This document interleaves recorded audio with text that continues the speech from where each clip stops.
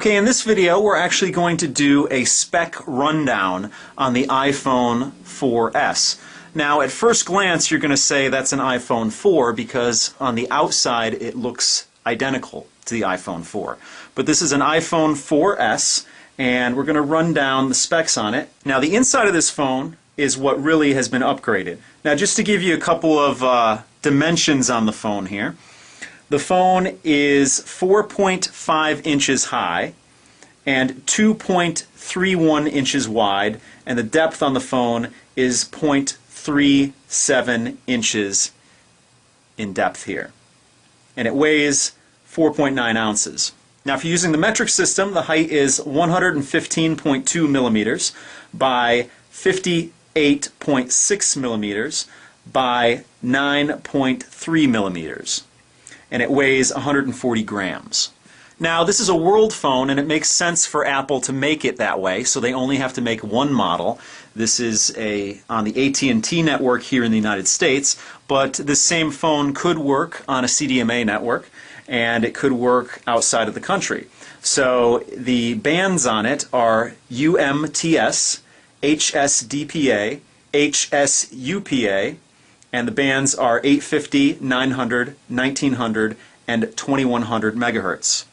Also, it's a GSM Edge phone, and the bands are 850, 900, 1800, and 1900 megahertz. The CDMA abilities on this phone include CDMA EVDO Rev A at 800 and 1900 megahertz. The wireless on the phone is 802.11b, G, and N. And the Wi-Fi is 802.11n, 2.4 gigahertz only. So it's not dual band. It has Bluetooth 4.0 wireless technology. Now the phone accomplishes geolocation by assisted GPS, digital compass, Wi-Fi, and cellular triangulation. Now one thing where this phone is set apart from all the other phones pretty much on the market right now is the display. It is a smaller display, it's 3.5 inches across, but it is a Retina display, so the pixel density is the highest on any phone currently. That's probably going to change toward the end of this year, but right now the iPhone is king in pixel density. The screen resolution is 326 pixels per inch, and it measures 960 by 640 pixels. The contrast ratio is 800 to 1. The glass on the device, whether it be on the front or on the back, is covered with an oleophobic coating, which is fingerprint resistant. Now the camera on this device has been upgraded. Now as you may know, iPhones have really good cameras in them. And this camera has been upgraded from the iPhone 4, which had a 5 megapixel camera, to the 8 megapixel camera in the 4S. It has autofocus, tap to focus, face detection in still images. The LED flash is right here. It can record video in 1080p HD and up to 30 frames per second with audio. It has video stabilization, and the front camera is VGA quality here. So if you do FaceTime, it's VGA quality and up to 30 frames per second. And it has photo and video geotagging in the device as well, as a lot of cell phones do. Now, in my first video, which was the actual unboxing of this phone, I took you on a device tour. I do want to correct a couple of things in there, just minor corrections. On the top, there's a small mic next to the 3.5 millimeter headphone jack. That's a noise cancellation microphone. Now, on the bottom of the device, I said that these were speakers, and then I corrected it to say that they were mics. Well, I was right both times. Over here, on the left side of the bottom of the phone, you have a microphone. So that's when you're talking into the phone, you hold it up to your face. That's what's picking up your speech. Over here is an external speaker here. So you have a mic and a speaker down here. And on the side of the device here, this switch is a mute switch. So you can bring it to silent or bring it back to full functioning audio on it. Now Apple's really good when it comes to their batteries, and in this phone it has a built-in rechargeable lithium-ion battery, which is not user replaceable. So when your battery goes dead, or not goes dead, but when it won't take a charge anymore, you have to have it replaced at an Apple store. Most people will probably wear through their phone first before they wear through their battery though. So that's a plus unless you're a real power user and you want to use multiple batteries. If that's the case, then the iPhone probably isn't for you. Now you can charge this device on the dock here by either plugging it into a wall outlet or plugging it into a computer, a USB port on the computer. The rated talk time on the device is up to 8 hours on 3G and up to 14 hours on 2G. The standby time is up to 200 hours, and the internet use is up to 6 hours on 3G and up to 9 hours on Wi-Fi. The video playback on it, you can get 10 hours out of the battery, and the audio playback, you can get 40 hours out of the battery.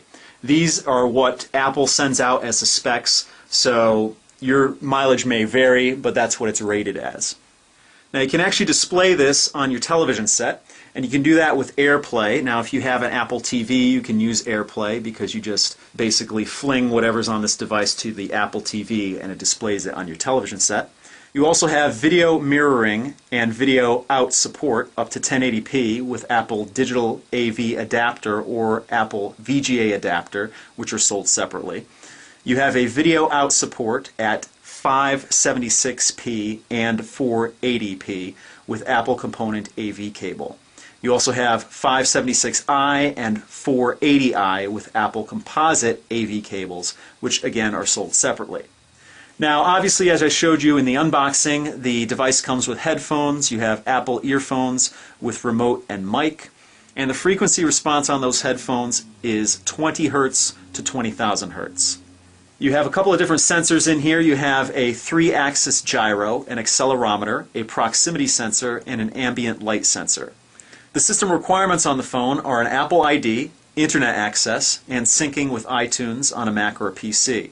Now if you're plugging this into your computer, you need a Mac with OS 10, 10.5.8 or later, a PC that has Windows 7, Windows Vista, or Windows XP Home or Professional with Service Pack 3 on it or later, and iTunes 10.5 or later. Now all of this is listed on Apple's website, and I'm going to put a link in the notes below and you can check it out for yourself. There's actually more information there, which includes audio and video formats that this device can use. So I don't really want to list that off here. It's probably best that you just go to the website if you're interested. Now the thing that is not listed on Apple's website is the processor in this device. Now the processor is a dual-core A5 processor that's based on ARM's Cortex-A9 architecture. Basically, it's the same CPU that's in the iPad 2. And it's believed that the clock speed on the dual-core processor in this phone is 800 megahertz. But don't let that fool you because there's actually a GPU involved in this phone as well. Now, it's always important to note that you really can't compare, let's say, this phone to another phone out there as far as pure hardware spec-wise is concerned, because they're running different software, and one software might actually be less demanding than another software out there. The best way to compare devices is in actual real-world situations, and that's why I like to do versus videos, where you actually pit one device versus the other. Because on paper, one device might be stronger than the other, but in practice, it might be different. So stay tuned, because I'm actually going to pit this device against several other devices. Now the iPhone 4S here is running off of iOS 5, which is the latest iOS version out there right now, and it just came out a couple of days ago. If you have an iPhone 4, you can download it and try it out for yourself. I can't vouch for the speed of it though. I can't vouch for the performance on the iPhone 4 because that is only a single core device. Much like the iPhone 4, the iPhone 4S has 512 megabytes of RAM. There are phones on the market with 1 gigabyte of RAM. This phone has 512 megabytes. And the last thing I'm going to cover here is the price. This phone, off contract, cost me $744 out the door. That included tax and everything. It's a $699 phone. And it's only the 16 gigabyte version, which is the lowest end iPhone you can get. Now the reason I bring this up, it's because that's a lot of money. That's a lot of money for a cell phone. When I purchased my Nexus 1 outright, it cost me $529. And that's a good chunk of change right there.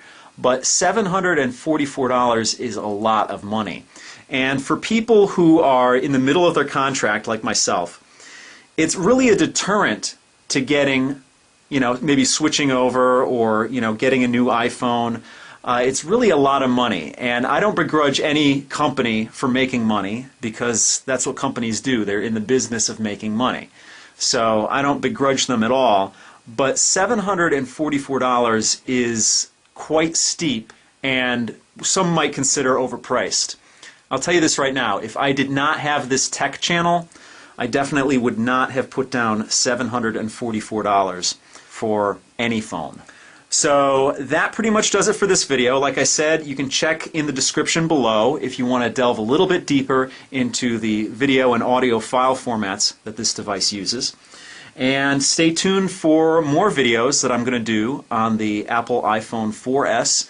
And if you're interested, I have many other videos on many other different devices on my channel. I have well over 200 videos up now, so feel free to check them out. So that pretty much does it for this video. I'll see you guys next time.